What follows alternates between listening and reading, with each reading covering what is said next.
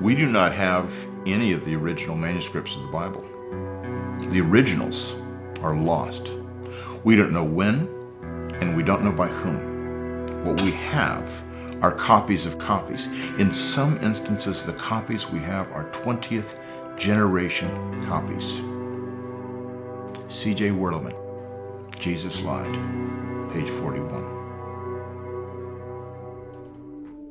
In today's world, the integrity of the Bible is in question.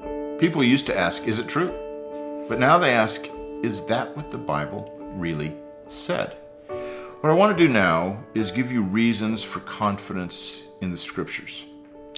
So, do we still have the original manuscripts of the New Testament? In short, no, we do not. These original manuscripts, all written on fragile papyri, the ancient world's paper, were handed over and over again to scribes who copied them all the way up until perhaps the end of the 2nd century, so many times that the papyri would have worn out. Now, this may sound alarming, but it doesn't make the Bible untrustworthy. If we want to understand New Testament reliability, there are 4 questions that we need to ask. The first question to think about is, how many textual variants are there? Well, there's about 140,000 words in the Greek New Testament. And the best estimate today is that there's 500,000 textual variants, or a little over 3.5 variants per word in the Greek New Testament. Now, these numbers seem astronomical when considering these ancient manuscripts, but let's talk about 2 key factors: quantity and time. The reason that we have a lot of textual variants is because we have a lot of manuscripts. Consider other ancient authors. The average classical Greek writer has less than 15 copies of his works still in existence. And if you were to stack them up, they would be no more than about 4 feet high. And the earliest copies of their works typically date more than half a millennium after they were written. Consider now the New Testament manuscripts. The earliest manuscripts are only decades from the originals. And if you were to stack every copy of every New Testament manuscript that we have on top of each other, it would be more than 1.25 miles high. So if we're going to be skeptical about the New Testament, and we were to apply that same skepticism to other ancient Greco-Roman literature, we would just be plunged right back into the Dark Ages. What we really have is an embarrassment of riches when it comes to the New Testament text. Question 2. What kinds of variants are there? Of the 500,000 or so variants that we have, more than 99% of them make no difference at all.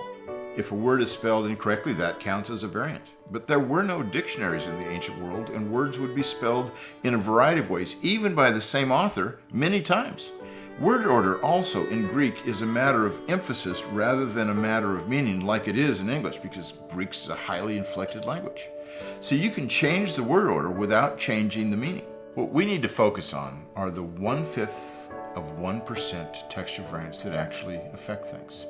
This group is both meaningful and viable. That's what I mean by the 1/5 of 1%. They affect the meaning, and they have a possibility of going back to the original. For example, in Mark chapter 9, Jesus is telling his disciples why they couldn't cast out a particular demon. He says this kind can only come out by prayer. Other manuscripts we have found finish the verse by adding the phrase, and fasting. This variant has implications on Christian practice, but not on doctrine. It's important, but it's not that important. Question 3. What theological beliefs depend on textually suspect passages? When examining the deity of Christ, we understand that the Bible claims that Jesus is God. But Dan Brown argues in the Da Vinci Code that this belief originated from Emperor Constantine at the Council of Nicaea in AD 325. Well, let's look at the evidence. The papyrus known as P66, which is a manuscript of John's Gospel and dated almost 150 years prior to the Council of Nicaea, clears this issue off the table with its affirmation of Jesus' deity in chapter 1. In fact, there's not a single manuscript in any language written at any time that denies the deity of Christ in John 1:1. Well, that's the deity of Christ. What about some other Christian beliefs? What about his virgin birth? What about the resurrection? Was Jesus really raised from the dead? Does the New Testament actually affirm that? And here's the thing I want to say, that even though some manuscripts may not affirm those doctrines in every single place, we have no manuscript that has any credibility to it that denies any essential Christian belief. And finally, question 4. Is the Bible that we have today what they wrote then? In all particulars, we don't know. It's probably not identical. But in all essentials, yes. What we have today in all essentials is the very Word of God. No essential Christian belief is jeopardized by any viable variant.